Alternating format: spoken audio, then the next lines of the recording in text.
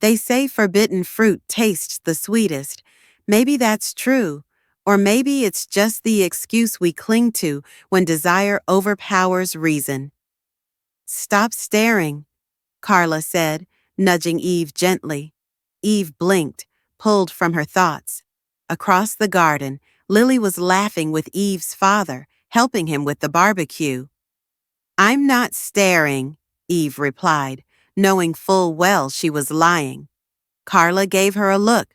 Sure, and I haven't been divorced 3 times. There was nothing to say. How could Eve explain the strange pull she'd felt ever since her father introduced Lily as his new girlfriend 3 months ago? It wasn't jealousy, not exactly. It was something quieter, stranger, something she didn't have words for. I brought the salads, she said, walking over to the table, trying to act normal. Let me help you, Lily offered. Eve's hands trembled slightly as their fingers brushed. Her reaction was undeniable, and she hated how aware she was of every nerve in her body. A week later, a sudden storm forced Eve to take shelter at her father's house. She hadn't known he was out of town, or that Lily would be there. I've got some dry clothes you can change into, Lily said, kind and casual. In the guest room, Eve changed quickly. When she came out, she found Lily preparing tea in the kitchen. Why haven't we ever really talked? Lily asked, out of nowhere. Eve hesitated. Talked? About what? Anything. You. Why you avoid me? I don't avoid you, Eve lied. Lily tilted her head. Then why can't you look me in the eyes for more than 2 seconds? Eve didn't look away this time. She held Lily's gaze, and the air between them sparked with something unspoken and electric. After a moment, Lily shifted the tension.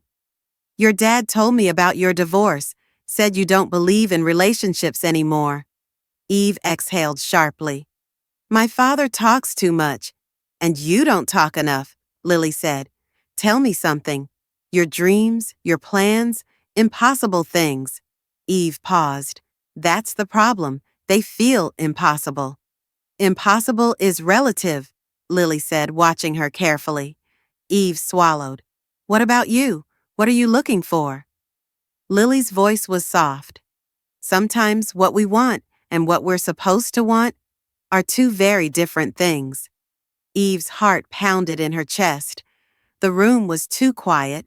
Neither moved, and yet both leaned closer. Maybe we should stop here, Eve whispered, though her body refused to move. Maybe, Lily agreed, but I don't want to. Before Eve could say another word, Lily kissed her. It started as something tentative, curious, but quickly it deepened, igniting all the longing that had been buried for weeks, months. Time seemed to freeze. In that kiss, they exposed everything they'd been trying to deny. But then Eve pulled away. We can't do this, she gasped, breathless. God, how am I supposed to face my father? Lily looked down, guilt and confusion written across her face.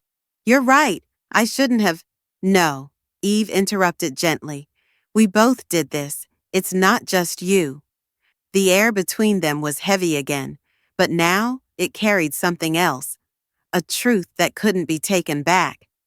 Maybe I should leave, Eve said. Lily nodded. Maybe you should. And so Eve left. As she drove away from her father's house, the taste of that kiss, of something forbidden and undeniable, lingered on her lips. She knew nothing would ever be the same again.